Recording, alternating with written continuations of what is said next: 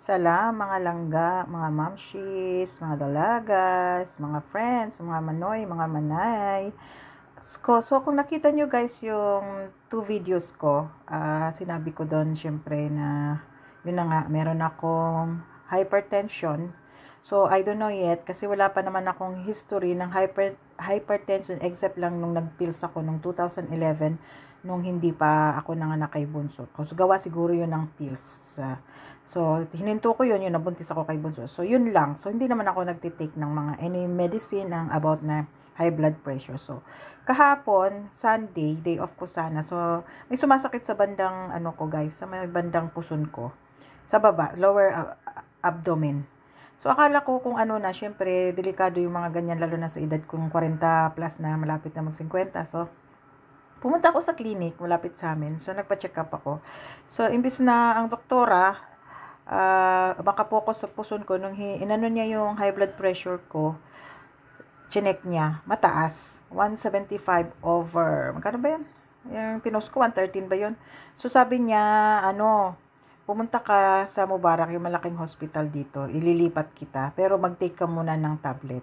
So, ayun na, sinunod ko si doktora. So, nilipat niya ako sa malaking hospital, yun, in-x-ray ako, kinunan ako ng ECG, okay naman ng ECG ko, yung sugar ko, okay naman, yun nga lang ang aking blood pressure, mataas. So, hindi ko alam kung baka nga siguro dahil palagi akong puyat, tapos paiba-ibang schedule namin, tapos minsan nanonood ako ng Netflix, na minsan alas 4 na ako natatapos, tapos papasok ng alas 10, ganun siguro. Tapos yung palipat-lipat din ng location, baka ganun din, paiba-ibang time, baka ganun, siyempre stress din sa buhay, di natin maiwasan, may mga pamilya tayo dito, may mga anak. So ganun din siguro, at saka lalo na, guys, siguro yung kumakain ako ng mabigat sa gabi, lalo na pagkanin, yun. Dati naman nung nasa fashion ng trabaho ko, hindi ako nagkakakain ng kanin. Ingat na ingat talaga ako noon sa health ko, lalo na nag-martial arts ako noon, nagre-exercise ako noon. Nito na nag-makeup na ako, nag-switch ako ng career, ng job, ayun na, mahilig na ako kumain ng kanin paggabi. Tapos napabayaan ko ng sarili ko, hindi na ako nag-e-exercise, hindi na ako naglalakad, parang tamad-tamad ko na guys. So anyway, ito yung ating ewan ko, hindi naman ako nutritionist, ewan ko kung tama ba to kainin sa gabi. Kung merong may alam, kung may hypertension, pwede ba to kainin sa gabi kung itlog, wala akong makitang makain ngayon, hindi pa kami nag-grocery. So ito yung gagawin ko ngayong dinner ko, kasi nagugutom ako.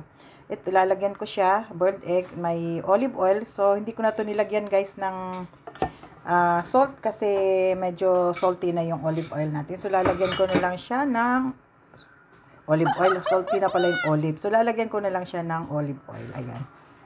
So, ganyan lang guys. Okay. Kung merong maka-recommend sa akin kung anong magandang kainin paggabi sa may hypertension, please. Kasi di naman ako nutritionist. I-share ko lang sa inyo to. Ito yung dinner ko ngayon. So, mag-iwas-iwas na ako ngayon sa kanin paggabi, guys.